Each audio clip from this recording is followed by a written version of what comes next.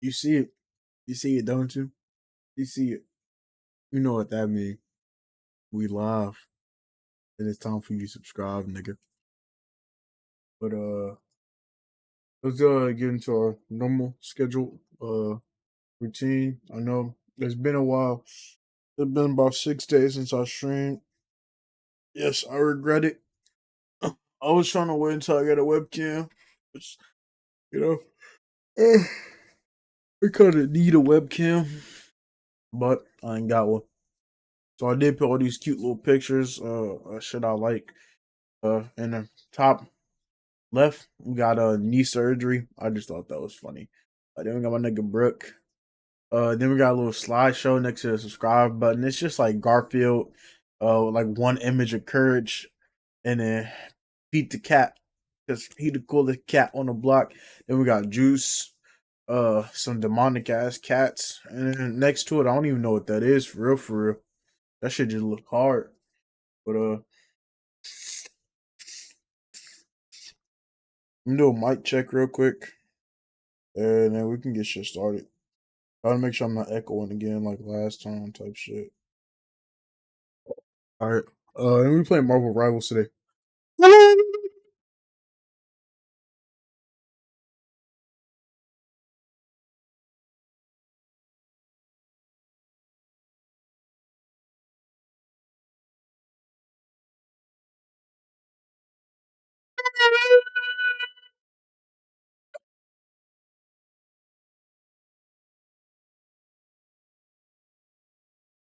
Yo,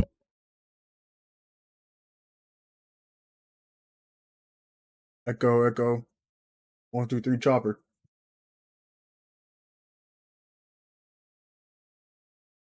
How we chilling? I forgot I have fucking AirPods in. I'm an idiot. I kept like muting my mic to say shit. Fucking imbecile. Fucking brain dead. I need knee surgery. Dead ass. But what are we gonna watch, chat? And of course, we're playing Marvel Rivals because I've been addicted to that game lately. Welcome anybody to the stream type shit. I'm just trying to find a video to watch. I'll play this game.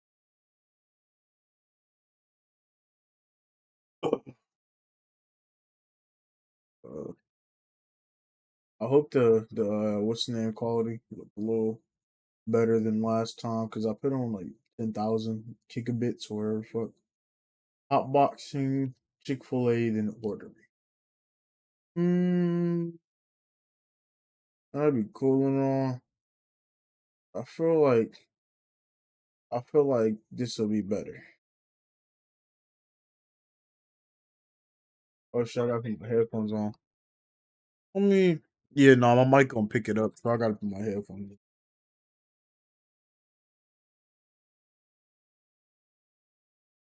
Give me 1 second. I was underprepared. About to get in it. For those of you who don't know, I main Mantis. I'm gonna show my record, but before we play, just know you better hope you ain't on my team when I'm main I'll start off Mantis, with the weird but cause I'll still be same furry stories, and as time dicking goes on, down I'll dive niggas. into the disturbing and very illegal. I went through a lot of suffering while making this. I'll show you the clip without context first. Yep, there's not really a whole ton of context behind this video. It may look creepy and haunt you in your dreams, but North Fur FX, the creators behind this All right, abomination, let me are just a check out the few audio real artists who quick. do latex prosthetic masks for furries, but also Let me put my movies AirPod and back in. theaters as well. They got Shrek, but also various animals such as vampire bats, crows, donkeys, and the list goes on. All right, Straight my fucking nightmare AirPod fuel, wasn't but for connected. only a couple $100 You're bucks, dicking you me. can turn yourself into every animal, ogre, monster you want. The pizza incident Yo, refers yo, to an yo. event that happened at Big Little FurCon, which is a furry convention. On September 22nd, 2021, Maine Wolfie created a poll asking if anybody wants to release their bodily fluids onto his pizza that he would order during the BLFC. The poll got Alright, there. 577 votes, with almost 70% being in favor Quality of stream don't look too releasing bad. their fluids. And everybody attending his party would get free pizza nonetheless, so win-win I guess. Finally, on October 22nd, during the second day of Big Little FurCon, Maine Wolf hosted the pizza party. He ordered 6 pizzas, and yes, one of them would meet its disturbing fate. He would later post a tweet confirming that 19 people released their children onto that unlucky pizza. Here's a picture for you. Let it burn into your retina. Now that might have been a little weird, but fortunately the group decided against eating the pizza and just left it outside in the hallway instead. And this part actually started a bit of controversy, since a couple of Twitter people I'm probably gonna stream pretty long that a because hotel hallway wouldn't be the I'm best home place to alone. leave I such ain't a too pizza, tired type since shit. minors can work as cleaning staff, and cleaning staff typically has enough to deal with in general. So the pizza was promptly disposed of. After it sat in the hallway for 3 hours, a few people touched it, and a few people hopefully lied about their actions. Nobody was actively hurt in the process though, which will not be the case for the later stories. In 2015, oh my gosh, you person put the called little Magnus taper fade Deridian, meme on or my his shit. real name Robert Sokovsky, would create a fursuit that was politically charged, to say the least. His suit was basically a walking Confederate flag. If you don't know what the Confederate flag stands for, go look it up. But for many, it's linked to the defense of slavery, not all people being created equally, etc. It's used by various groups, such as the Ku Klux Klan. I think that paints a good enough picture. This political kind of vibe fit perfectly with the current time, since the elections were just around the corner, and Magnus was actively hopefully I don't lag too much, because Marvel Rivals was lagging hella at first. The other side of the but political it seems spectrum, like it's he cool obviously now. got a bit of hate on Twitter and stuff, but that would be nothing compared to the next events that'll happen, and they're hilarious and disturbing at the same time. Magnus would decide to take a suit to the Midwest Fur Fest, which is another furry convention. He was detained and banned from the convention relatively quickly for his own safety. I don't know why I look at the slash at the bottom. I have been like warming up all day, so I mean, 2 years later, you could hop straight into Magnus would competitive try games, again but I and don't attend really the feel Anthem like Con. But this time he actually tried to conceal the flag under a white sheet. His suit was obviously still against Anthrocon's policies, so he was kicked out. But they actually found out that he has not paid for his membership, so he was banned from the whole convention until he made payments, which I'm not sure if he ever did. Now his last appearance probably takes the cake though. During the Midwest Fur Fest in 2017, Midwest tried to Fur sneak Fest. into the convention, the one that he got banned from. But he was still noticed. He literally wore a German World War I helmet as part of his person in the hotel lobby. And he supposedly also said some pretty racist stuff and just stuff you shouldn't say in general. Because of all of that, he was arrested December 1st in his underwear. What a way to start the month. He then proceeded to create a GoFundMe campaign to try to raise money for any legal fees, but the campaign was deleted. Most likely because nobody would give up. Quality not looking too bad. Frames pretty decent. All of these events weren't actually his first controversy, since Magnus had quite a long history of criminal charges before all of this happened, and that is also why he's gonna come up in the next story as well. Why the fuck I look at my record? I don't even remember. The Midwest Fur Fest. Looked at it That earlier. convention has gone through some stuff, bro. That year, over 5,400 furries were just happily talking and chilling, just doing their thing. Everything went well until December 7th, the last night of the event. So yeah, I got about 8 hours in the game so far. Win to lose ratio pretty decent. Just doing their thing when they I don't want to lose a streak at the moment though, because the last 2 games I played I lost. But something else. It got so bad. I've only ever played like 1 ranked match. That's I'm only bronze 3. I would realistically be higher than that. By 1 a.m., the entire hotel was Highest kill streak 20 with Mantis, which is honestly the W. Stevens Convention Center. When firefighters I feel like they did buff Mantis, I'm not gonna lie. jar with white powder in it. Cause I don't remember her having as like much ammo as she does now, because I swear that bitch did not have 20. I swear it was like 10, and she does way more damage per headshot now. Very good for your Poor lungs. villain, Just I'm my not guess. judging. Right after the gas leak, the police said that it looked like someone Life was energy hurt, is a powerful and so they weapon launched against a evil. criminal investigation. The police and even the FBI talked to suspects, hotel guests, employees, and even hospital staff. This was a big deal now. The people attending these furry events were scared because because they didn't know if these attacks would keep coming, and a big convention was coming up as well. The FBI kept digging into the case, and one of the main suspects was the one and only Magnus. First, if Magnus would be the actual perpetrator, it wouldn't have been his first chemical attack. As already said, his criminal history is quite long, and so the police actually searched his apartment. They didn't really find anything except for a roll of red duct tape, which belonged to one of his roommates. But they did confiscate the duct tape because it looked very similar to the one that was used for the construction of the gas device jar. When he was asked where he was between 11 and 12:30 a.m. on that day, he said that he was on the higher floors with one of his roommates, which would also align with the fact that it all happened on the 9th floor. But at the end, there wasn't any concrete evidence to actually prove that Magnus was at fault here, and he obviously denies it himself. So this is all just alleged. Now let's go down a level into the more disturbing I was getting audio and shit Sappho, situated. also known as Valerie, was a 21-year-old, relatively small content creator in the furry community. In the summer of 2021, she started her journey by getting into VR chat and doing hypnosis sessions. They would range from big group sessions to get everybody to relax, a nice, relaxing, anxiety-free kind of focus, so... which were safe for work, to not so safe for work solo sessions. She would then take the safe for work sessions and upload them on her YouTube channel, and she built a small following by doing exactly that. That is everything you were able to see from the outside. While she seemed like a wholesome person trying to help people in VR chat, she actually was a pretty disturbing individual. Sappho would eventually meet Gray over VR chat, somewhere between July and September of 2020. So I don't know who A uses fucking VR 16-year-old chat, so teenager. weird. They would talk over Discord, and it would eventually lead to them doing VR online cuddling My homie sessions, met his and she girl would kind fucking of take VR the chat. role as a mother And figure she's like, in their honestly, chats. That eventually not even a escalated real to even person, more low inappropriate key. stuff happening That in bitch VR dead ass chat, a furry more favorite than queen at just this cuddling. point.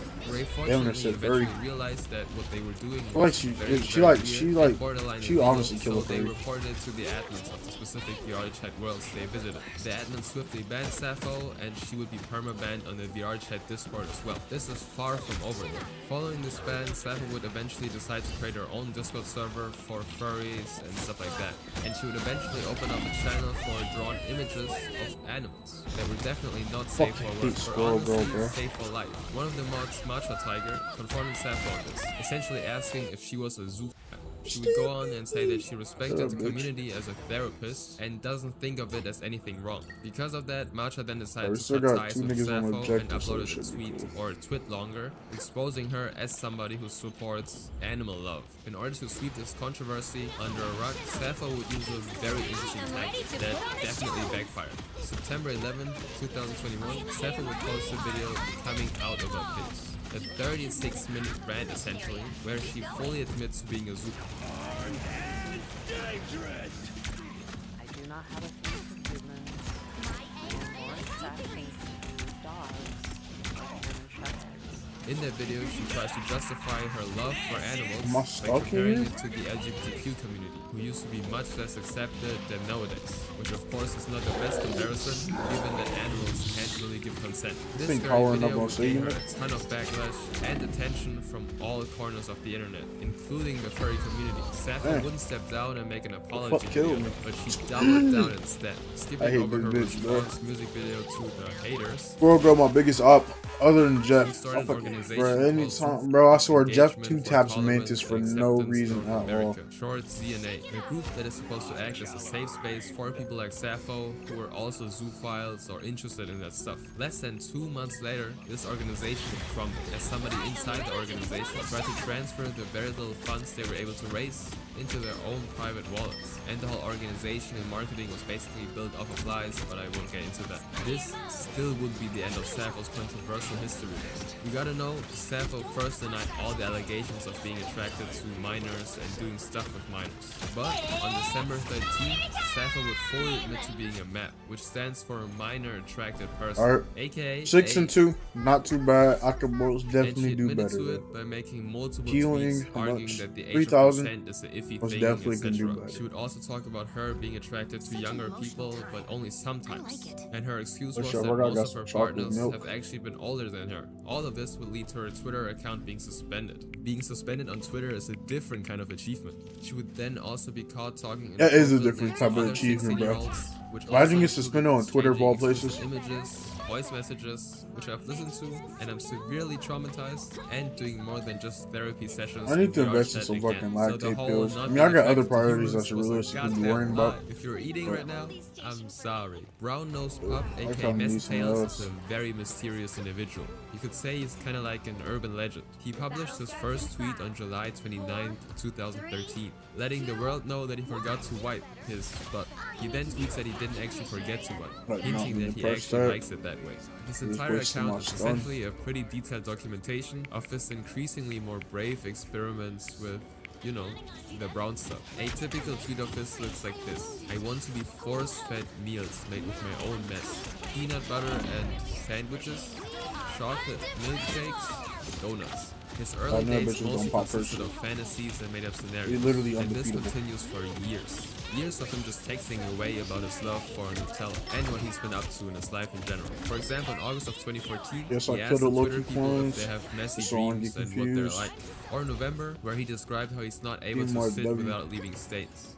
Again, I'm really sorry if you're eating right now. 3 entire years go by, where he buys a car, buys a furry suit, and tries to look for an apartment where he can live out his messy dreams. And at this point, he has sent hundreds of tweets with little to no attention from the Twitter community. He gets a couple of likes, but that's pretty much it. Basically tweets to nobody. In 2016, he then starts to post pictures as well. And do not look them up, but yes, they do contain the poopy. All over hands, all over objects, etc. And I feel like this caption Bitch, says get out of there. Why the fuck? finally, here's what was left Pull after back. I licked everything clean. It was a good meal.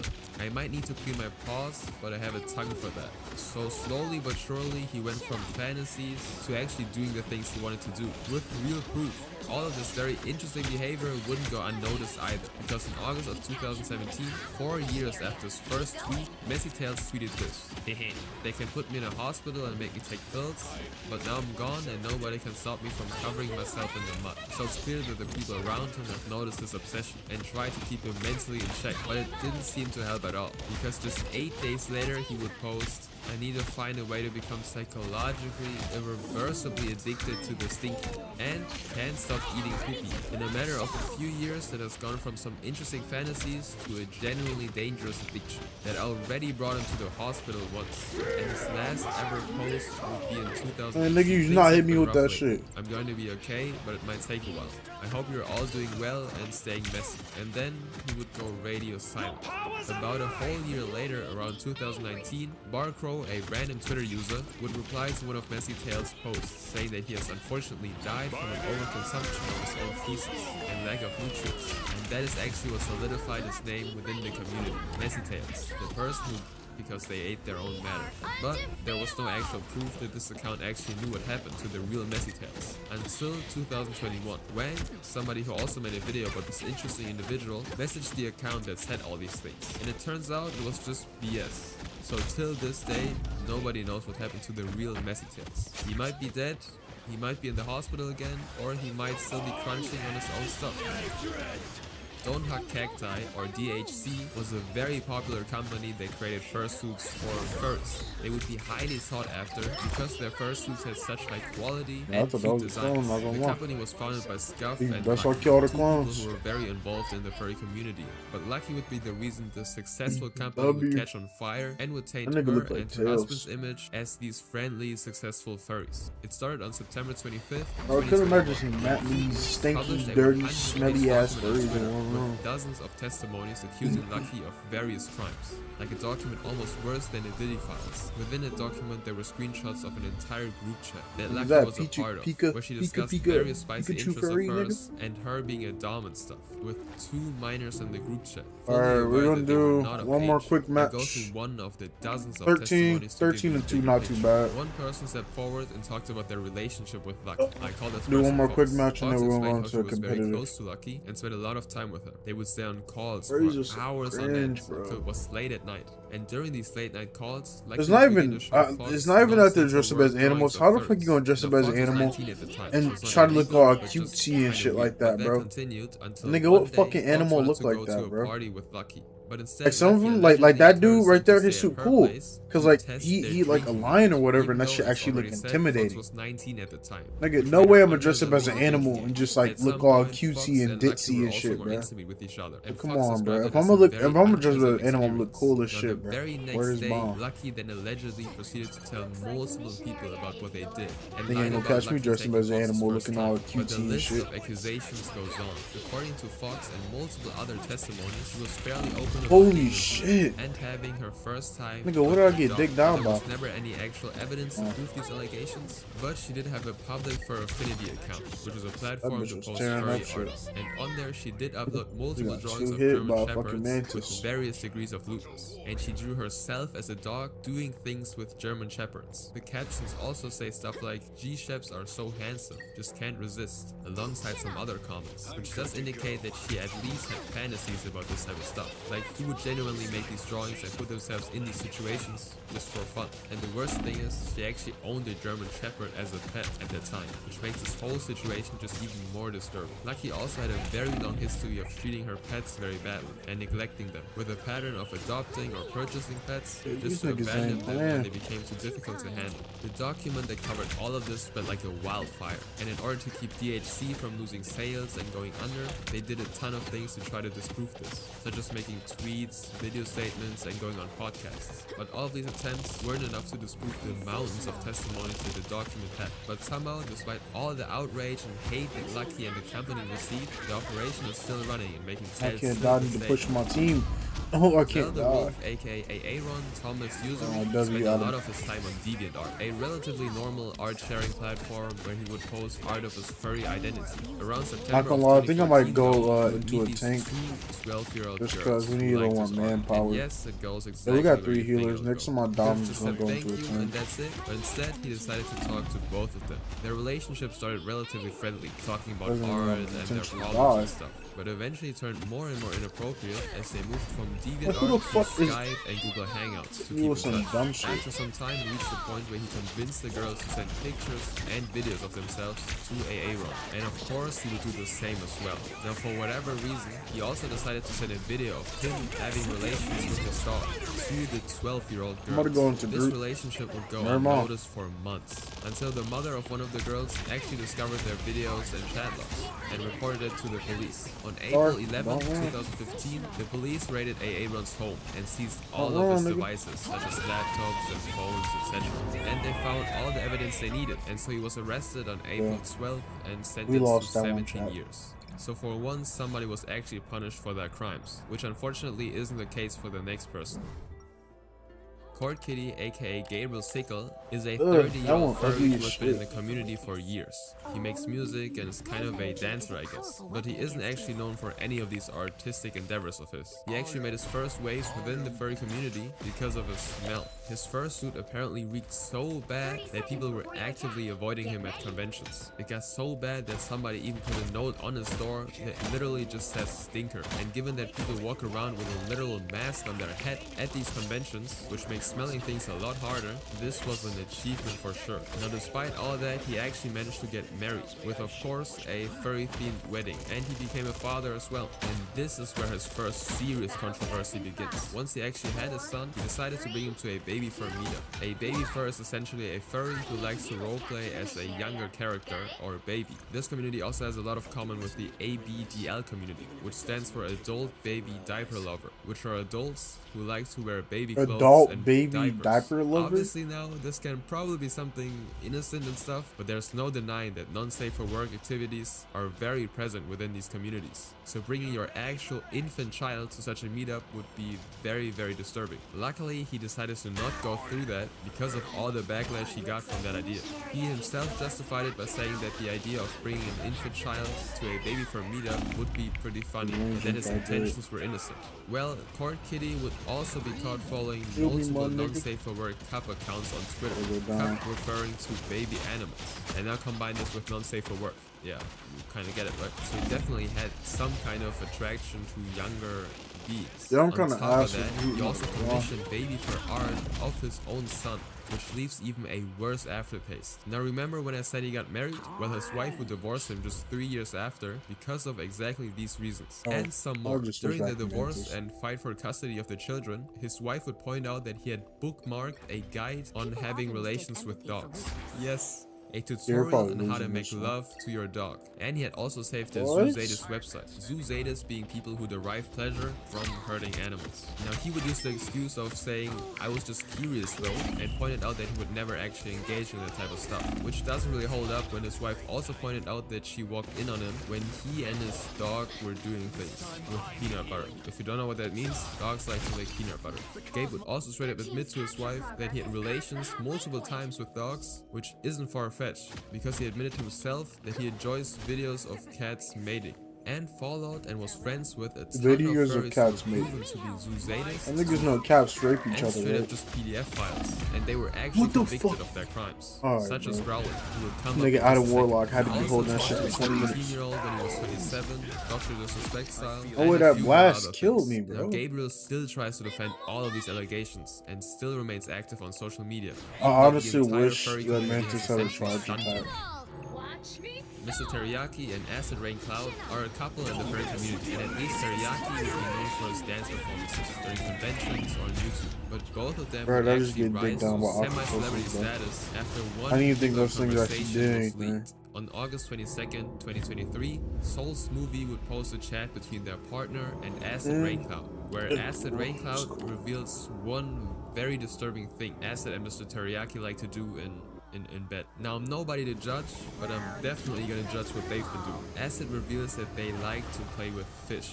Essentially, what they would do is fill Acid Rain Cloud with water and fish, you know, inside. Yeah, some messed up stuff. They would then engage in the act, and most fish would not make it. And the ones that do make Nigga it used get to put back in fuck the fish. bowl, just waiting until they decide to do it again. The self-snitching at this point ends with, it sounds kinda harsh to the fish, but it's kinda amazing. This does indeed not sound amazing. Now let's get into the darkest and most disturbing furries roaming this planet. Carol the Wolf was a very popular furry YouTuber. He's been part of the furry community since 2012.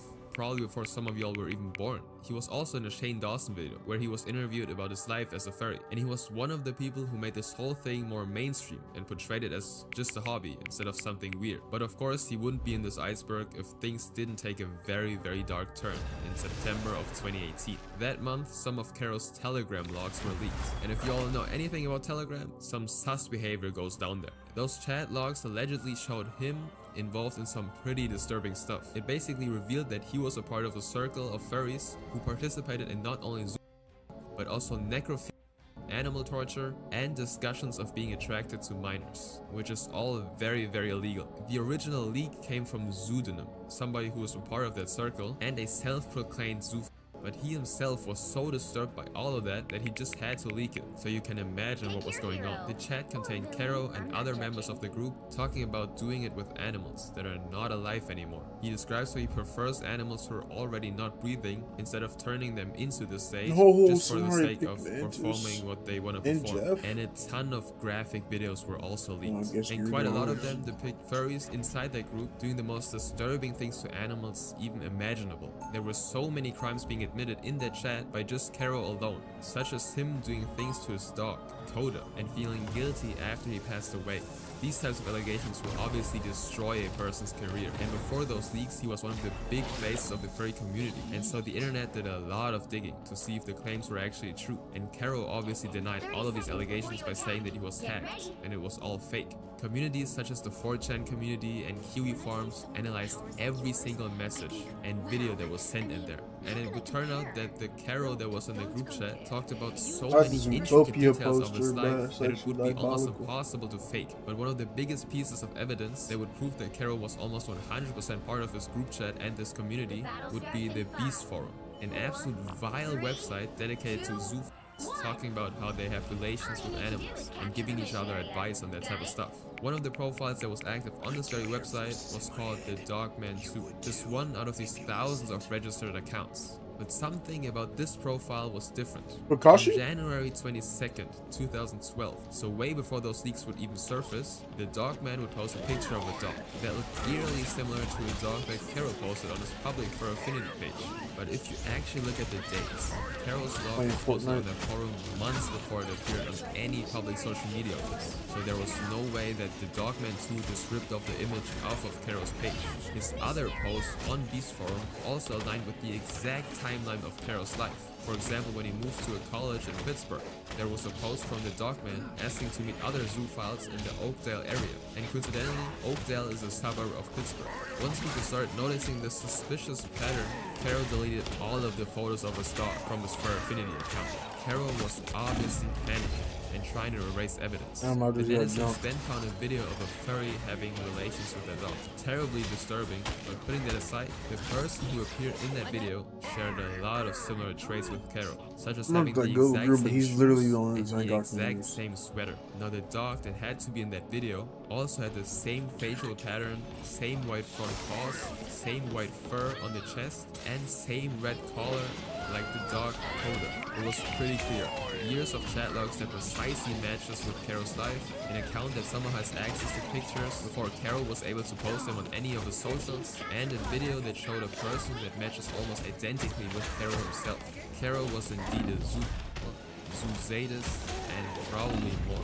Once the internet gathered all that evidence, he was submitted to the police, but he was never charged. Most likely because bestiality is treated as a minor crime in New York, so he can only take legal actions for up to 2 years after the crime happened, and the proof was submitted after that 2-year time frame. So legally, there was nothing that could punish him. Now, Carol is still certain that he's innocent, and even made a couple of videos trying to explain that all of this was fake. But of course, after all this evidence surfaced, nobody believed him. But at least some of the other members in that group chat were actually charged, such as somebody with the name of Snake Thing, who I'll also talk about. Shadow Wolfus is probably the face of disturbing furries, and he earned that title for a reason. To properly introduce him, I'll read you his own bio that he made over a decade ago. I'm a 52-year-old furry bisexual, male, bi, pretty sure you just said that, but okay, and an active plushie file, but it doesn't stop there. As you may know, there's this fact going around the internet that furries will spend thousands of dollars on their hobby. Well, one of the reasons why is because fursuits go for crazy amounts, like you could buy a car with that type of money. So some people decide to create their own fursuits instead. Shadow Wolfus, aka William Bill J. Clark, being one of them. But instead of buying new materials, he would use the plushies that he bought to have fun with and cut them up to make his fursuits. And this is how these abominations were created. That is why he's also known as Carpet Sample. They do not just look even more terrifying than the dolphin muzzles, but also smelled worse. This suit is known as the worst and most disgusting fursuit ever created, and that is because he never cleaned the plushies that he had relations with, and so they reeked of urine and other substances that I won't mention. Every person who met him in real life was probably traumatized by that smell. Shadow Wolfus somehow has multiple pets and openly talks about engaging with all of them regularly. Like, very open. He described in detail what he did to them without any shame whatsoever. He literally admits to getting these pets only for this one reason, and you can kinda tell by the pictures. His place has trash everywhere, like he does not actually care about the health of his pets whatsoever. One of the tamest statements of his is that he hasn't had any relations with a male husky yet, but will soon once he gets one for a pet. That is the tamest, most family-friendly sentence that he wrote. Shadow Wolfus even dedicated his entire job to his hedonistic pleasures, I guess, since he once was a dog wolf. I just get one shot by that stupid fucking animals that had to deal with. He wouldn't be a very disturbing individual only towards dogs and humans. First, he got banned from multiple conventions because of his behavior. For example, he was once banned from the Method Fur Meet for proposing to have relations with another furry called Moonstone Wind and her service dog while alone in an elevator with her. Moonstone Wind must have been absolutely terrified, not only because of his proposal that included her dog, but also probably because of his smell. In general, he would just go up to people and start a conversation about all of the disgusting things he does, like just randomly. Not surprisingly, he also convinced some minors to do stuff for alcohol. But luckily, he hasn't been active in over a decade now. Growly, or Daniel Mitsuho Lamas, has been in the furry community since 1999. In the year 2000, he met this person online who was really interested in him and his boyfriend at the time. Troy gay. So interested to the point that he wanted to play with both of them. That person was a minor, and Growly continually told him that he couldn't do anything with him because of that reason. He was a grown adult after all. The conversation between him and that boy continued through 2001 until about March, when his boyfriend and Growly decided to finally meet up with him. Growly didn't actually want to meet up, but was convinced to do so by both his boyfriend and that other person. So Troy and Daniel booked hotel rooms to stay at, and they actually met that person in real life. It eventually got late, and his boyfriend insisted on staying in the hotel room with that boy they talked to. Growly was actually against that idea because it seemed kinda inappropriate, but he was only 24 at the time. Mantis, I'm damn near dead. Fucking so he killed. ended up staying there as well, and they all slept in the same hotel room. That's it. At least that's the version that Growly told the public. In reality, Growly actually sent inappropriate images to that boy, and once they met up, he and his boyfriend actually got caught having relations with him in that hotel room and took photos during the act. The boy then actually contacted the authorities on June 4th, and when Growly was just at home with his parents, the police came in and detained him with over 10 charges to his name. He and his boyfriend first denied all of the allegations, but eventually pleaded guilty after months of trying to get a better deal and negotiating. So he served 2 years of a 3-year sentence and became a registered offender for life. It doesn't end there though. When does it ever, right? After being released and finishing his parole, he would be caught again talking to a 16-year-old on Fur Affinity. The 16-year-old talks about being able to do something because of yoga.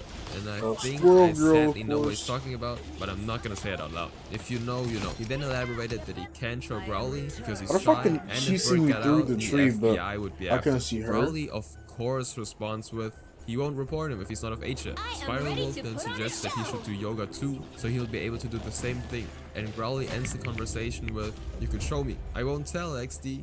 He really did not take any breaks after being released from prison, because after that conversation got leaked, the internet did just a bit more digging, and they actually found a few other chat logs between Daniel and another guy who wasn't of age either, Growly being 33 at the time, and the other person's 17. Again, I will not go into detail what they actually talk about, but they basically both describe what they would do if they met up and stuff. Imagine like 50 Shades of Grey, but even worse and even more weird. These attempts to do stuff with guys that were literally half his age unfortunately would go unpunished. But the universe did its thing on July 10th, 2019, where he would be charged with possessions of movies that included children. And I'm not talking about Toy Stories. But he was somehow actually released on September 26th, which is crazy. Only a couple of months for literally owning the most deprived videos imaginable. Now all of that did result in him getting banned from a couple of furry conventions, such as Anthem Northwest 2017, but he's still welcome to attend most of the other conventions, even though almost the entire furry community is very much against him going on any conventions at all anymore. He also beefed with a lot of people on Twitter who exposed his past, saying that he's a changed person now and stuff, which I don't know if that's how it works. Can somebody like him really just change? But his account is now private. Lockjaw Arts was a company run by Blackcraft Witch, aka Tanya R. Diller, and their partner Jack Zuna, aka Jacob Berkowitz. And similar to DHC, they made fursuits. Now, even though the Lockjaw Arts account was kind of, you know, a company social media account, they didn't only talk about their product, but shared very intimate details about themselves as well, like how they struggled with mental health, depression, and stuff like that. These personal issues caused a lot of delays for the customer, because they might have promised to have a fursuit made until this date, but because of their personal struggles, they weren't able to fulfill the order. And if that happens enough times, business will obviously suffer, because people will lose trust in your company and brand. And that was most likely the case, which resulted in serious financial struggles for them. And safe to say, mental health problems and money struggles are a dangerous combination. In March of 2020, Tanya and Jacob concocted a plan to make some quick cash to get out of this tricky situation they're in. They created a dating ad on Craigslist, which is apparently a thing, I don't know, and Hector Hernandez actually responded. It was definitely some trio lobby kind of ad, because on March 27th, Hector picked both of them up and took them to his residence. Now, unfortunately, instead of doing what they actually promised in the ad, they robbed him instead and pew-pewed him 4 times, and then stabbed him another 25 times at least, until he passed away in his own bathroom. Now, after robbing him, first thing you gotta do is obviously phone a friend and snitch on him, bro. And yes, Tanya did exactly that. She called her friend Paige and first told her that she and her boyfriend had taken a dog's life and skinned it, which was obviously very shocking to hear, but Tanya responded similar to her disturbed reaction. Oh, this is But just like if you team think that is deathmatch. strange, I'm sitting next to a not so alive person and then sent Paige a picture of Hector. And this is where Paige actually drew the line Man, these niggas and is decided to bugging. report the incident to the police. They immediately set up surveillance at Hector's residence and observed the couple. Now their initial plan was to rob him, take his car, and go live in the woods for the rest of their lives. So they eventually decided to execute the second part of the plan and left the house with his Mercedes. To be honest, I don't know why the police just didn't take action immediately, but both Tanya and Jacob would actually be detained after a traffic stop, where they admitted to everything. During the interrogation or interview, Tanya actually told a different story of why they took Hector's life. She explained that they made an ad asking to be driven somewhere, but Hector actually touched Tanya's leg and tried to kiss them, and so Jacob hit him in the spur of the moment. But Jacob just flat out admitted that it was a planned attack, so they were both charged with 4 felony counts, but I couldn't find anywhere how many years they actually got. If you've paid attention to the Carol the Wolf story, you'll have seen the username Snake Thing pop up a couple of times. Well, he is arguably worse than Carol, by far. His real name is Levi Dane Simmons, and he was born on December 20th, 1994. He already got into the whole zoo thing from an early age. His first encounter was when he was around 8 or 9. One day he was just home alone and decided for whatever reason to bend over in front of the family dog at the time. A similar thing to the peanut butter incident that happened. The people around him were also already cautious of him. For example, he was This would be good mode off to his like school learn how to bus like because use he the did build and inappropriate shit. things to his classmates. This sentence sums it up perfectly. He's had problems for a long time. Skipping a few years, when he was in the middle of puberty, he was already getting into the more hardcore stuff in terms of watching and doing, which of course also included animals. And this sick interest of his would only worsen over time. He joined the furry community around May or June of 2010 after he talked about the fandom just out of curiosity with a friend, and he found his kind of people in that community relatively fast. People who shared the same dark, twisted secrets. And so one day he decided to create the infamous Suzadem Telegram group that I already talked about. He shared his experiences within that group, such as having relations with a literal baby,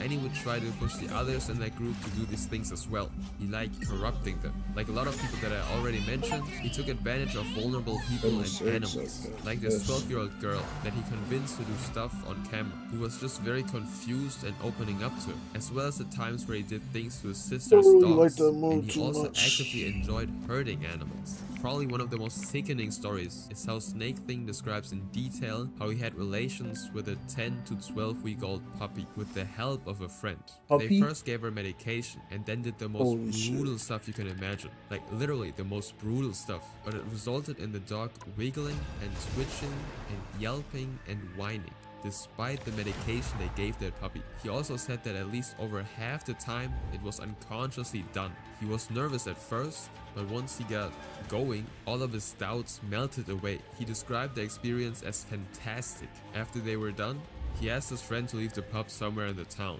but he wasn't even sure whether or not his friend just straight up ended the dog. Not just the messages were evidence enough though. They filmed the entire thing and took photos, some of them containing his entire face. And there's actually a reason for that. Normally, if you're a part of such a group, you would try to hide your identity, because you either know deep down that what you're doing is incredibly disturbing and wrong, or you just don't want to get caught by the police. But Snake Thing actually liked that feeling. He liked being blackmailed, and sometimes deliberately shared private information, like his full name, to the others, who could potentially expose him. And he also just liked bragging about the things he did, basically incriminating himself. And that eventually led to his demise. As I already said, Pseudonym eventually leaked the entire group chat and actively led Snake Thing on for 2 entire years to collect as much information as possible, so he would hopefully end up in jail or at least be exposed for the monster he is. With all that information, the internet was basically able to find out everything about him. They found an address, they already knew his full government name, and they quickly found all the alt accounts that he created to try and hide.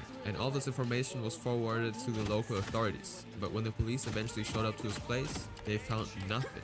He and his family haven't actually lived at that address for over a year. And for Snake Thing, all this happened so quickly that he panicked, and so he even ran from his current home. Around this time, his mother also got wind of all of this stuff happening, because one of his friends admitted to what they did, and she was understandably distraught.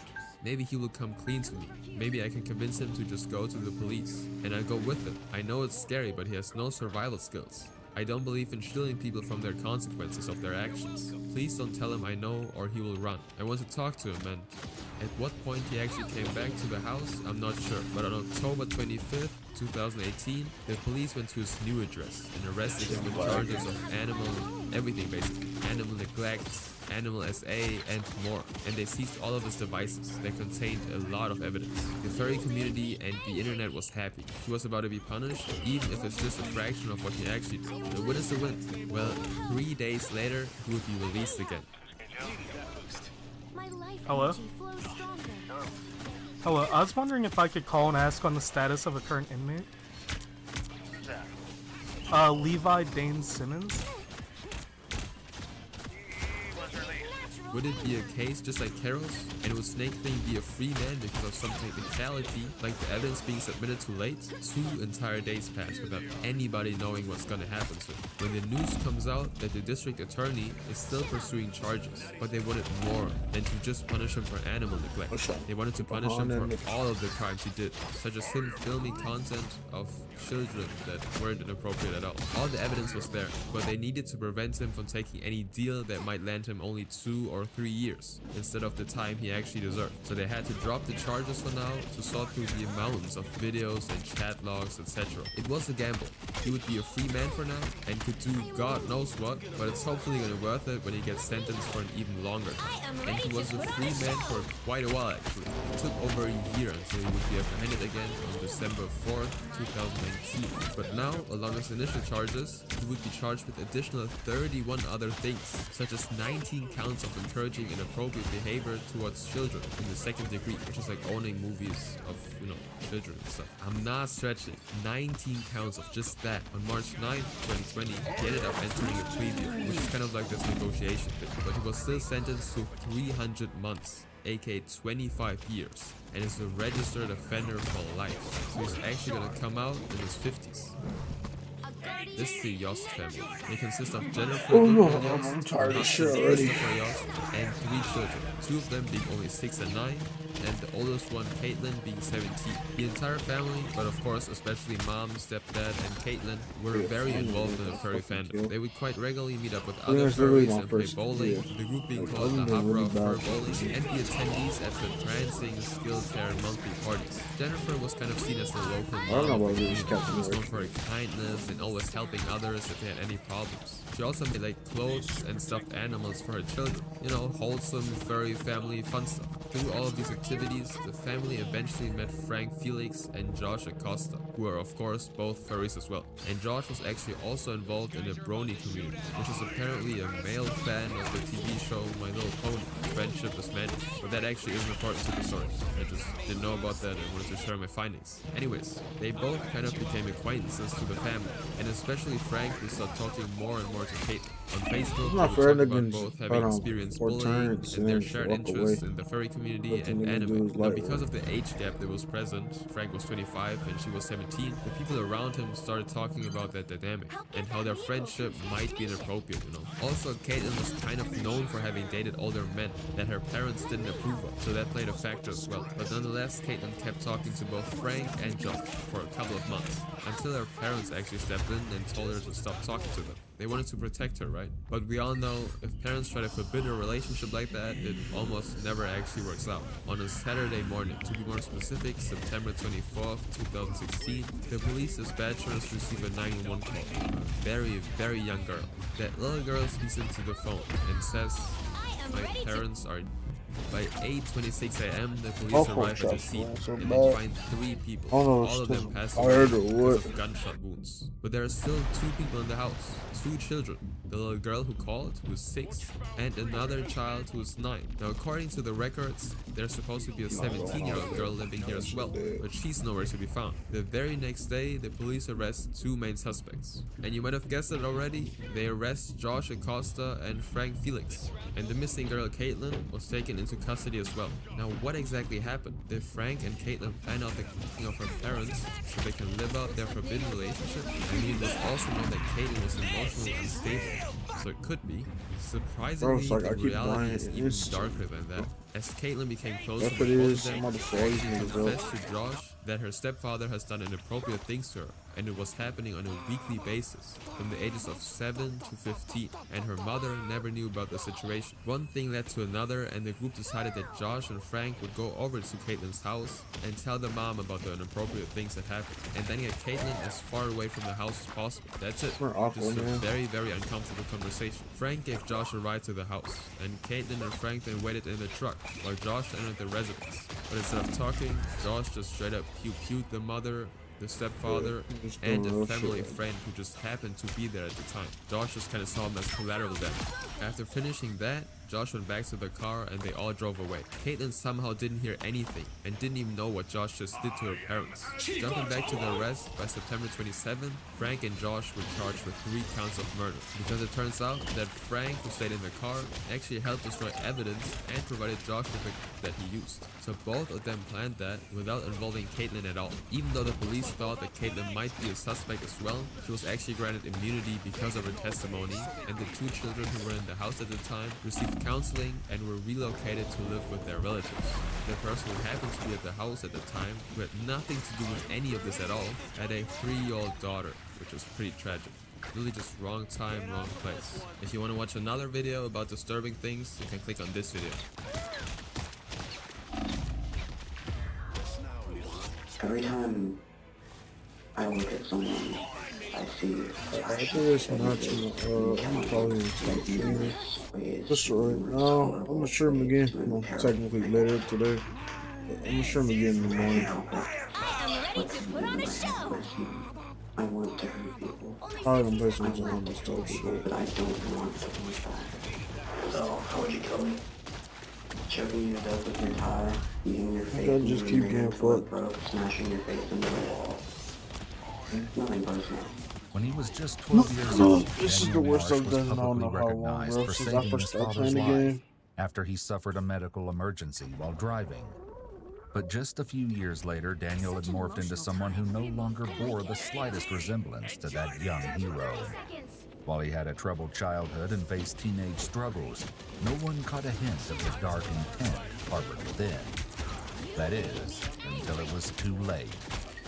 Daniel would ultimately score higher than Dahmer and Gacy on the psychopathy scale, but even that might not explain the sheer depravity of his actions.